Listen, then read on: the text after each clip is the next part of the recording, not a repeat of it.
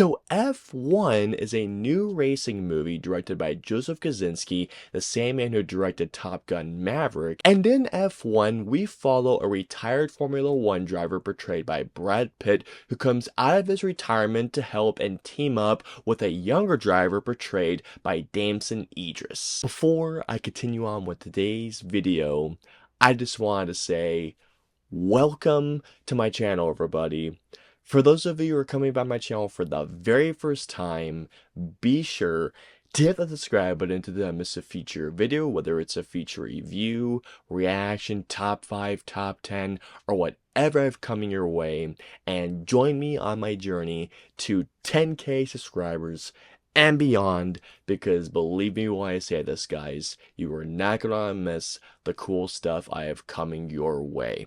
And for those of you who are coming back to my channel, by the way, welcome back, everybody. You have no idea how happy I am to see your faces once again. And let's also start our conversation below as well. What did you guys think of F1? Did you guys like the film? Did you have a great time? Did you really dislike the movie? Or even better, what is your favorite racing movie of all time? Let me know below. Alrighty guys, so let's get into F1.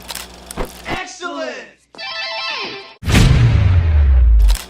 F1 was a movie that, while I was very excited for this movie, I wasn't as excited for this movie as I was really excited for Top Gun Maverick. Even though F1 was made by the majority of the same creative team behind Top Gun Maverick, F1 was a movie that for some reason, every time I saw the trailer, I didn't seem to get myself all that excited for it, even though not only do I love racing movies, but I do love race cars. I mean, I love racing, and racing is something that, even though I haven't been to one of those major events, I would love to go to one of those events one day in my life. The one thing I wanted out of this movie, besides some really cool racing moments, was the same feeling that Joseph Kosinski gave us in Top Gun Maverick. Does Joseph Kosinski accomplish this goal once again? He absolutely does. F1 isn't just a good time, and that is a great time. This movie is an awesome kick-ass time at the movies. The first thing I actually want to talk about here is actually Joseph Kosinski's directing in this movie. If you'll ask me, his directing is the reason why to go see this movie. I mean, Brad Pitt is, the man's a movie star. The guy is a star. Seeing his face on there and his performance is definitely a reason to go see this movie. Joseph Kosinski does such an incredible job of making you feel like as if you're in the car ride, in that seat, with these characters doing these intense as hell racing sequences, of really making you really feel the speed, the intensity of one of these F1 races. Also, something else I have to mention, this is a movie that, no joke guys, after I saw this movie last night, it was just after 1 o'clock, and they were like 1:30 in the morning. As soon as I got into my car, and as soon as I got onto the freeway, I was blasting Metallica.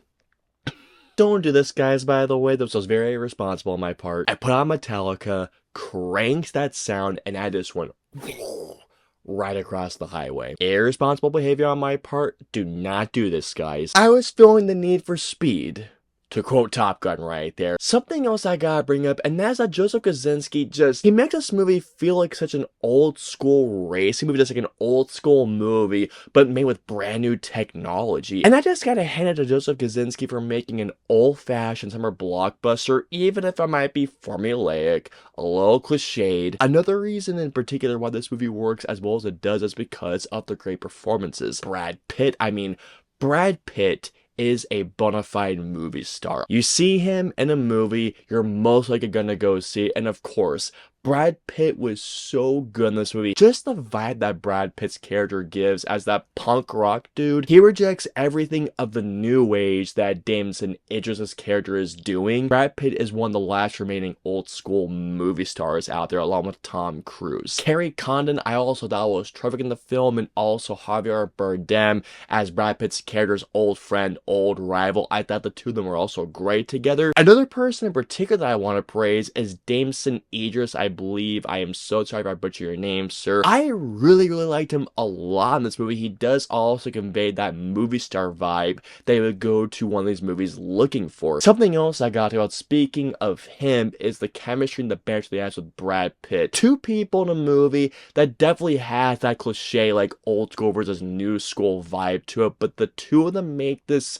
conflict work, and they make this banter because the two of them are so good in this movie. Does F1 have the most amazing plot? Does it have the most riveting plot? It does not. However, the reason why all this works all together is because the movie is just so damn entertaining. From moment one until the end credits, even though this movie was very formulaic and very cliche at the same time, because I was so engaged and because I was so locked in and because I was so entertained, I really didn't almost mind it all so much. You're not going to F1 expecting a Best Picture nominee. You're going into F1 just wanting a great time at the movies, expecting on the edge of your seat thrills, and F1 is the movie that absolutely does those said things. F1 is a movie that's about 2.5 hours, 2 hours 35 minutes, somewhere around that runtime. For a movie that's that long, this movie did not bore me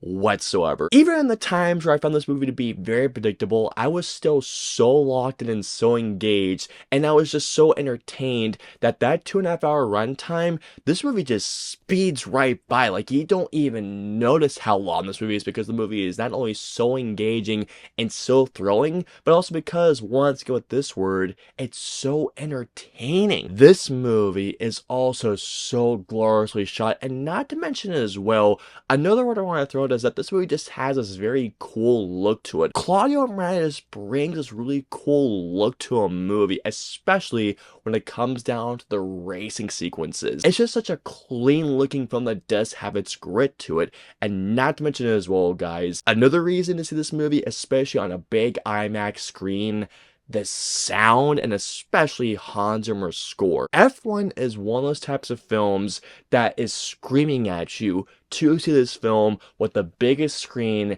and with the loudest speakers possible, to the point where you almost come out with ringing ears. Like, it's almost feeling like you're almost like at a rock concert with how this movie is just roaring at you. There are a few moments within the racing sequences where, due to not only the cinematography, but also due to the sound design, where I actually was saying out loud, holy shit! Not to mention as well, something else I just brought up, Hans Zimmer's score. Hans Zimmer's score here is so freaking cool. It is so epic, and there is a particular moment to which it's just hard for me to describe in words, but there is a moment in this movie where the visuals, Brad Pitt's performance, and Hans Zimmer's score just made for one of the best moments I have seen in a movie all year. Like, it is just that cool of a moment. It's that cool.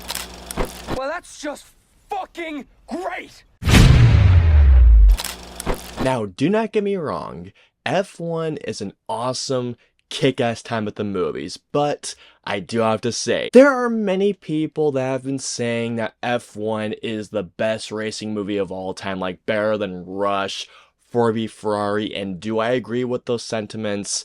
I unfortunately do not. Once the movie gets to a certain point, the movie became very, and I mean very predictable. It gets very predictable to the point where once it gets to a certain point, especially when it comes to major events, I was able to call it almost every single thing that was about to happen. The first two acts of F1 I thought were so freaking good, and don't get me wrong, the third act of F1 is still really good. It's still thrilling. However, in terms of storytelling and in terms of plot, the third act of this movie just becomes very predictable territory, to the point where it's almost like, I don't want to say it's almost like you've seen it before, but it just feels like very familiar territory. There's a romance subplot involving two characters that, did it really need to be in there? And here we go. So overall, is F1 the greatest racing movie of all time? To me, it is not. However, and at the same time, is F1 a great, awesome, and a kick-ass time at the movies this summer? It absolutely is. F1 is one of those types of films that you go to the movies and get a big, large bucket of popcorn, a big, large soda with some candy, and just have a great time at the movies. All in all, I'm gonna give F1 a 4.5 out of 5. Go see it. Go see it on the biggest screen, the loudest speakers possible. It is just simply put an awesome time at the movies this summer. I hope you all enjoyed my review of F1. If so, please hit the like button, or if you dislike this review, hit the dislike button. If you guys want to see in my previous 2 videos, please click it right there or right there. And of course, until my next review or video goes live, I will see you all next time.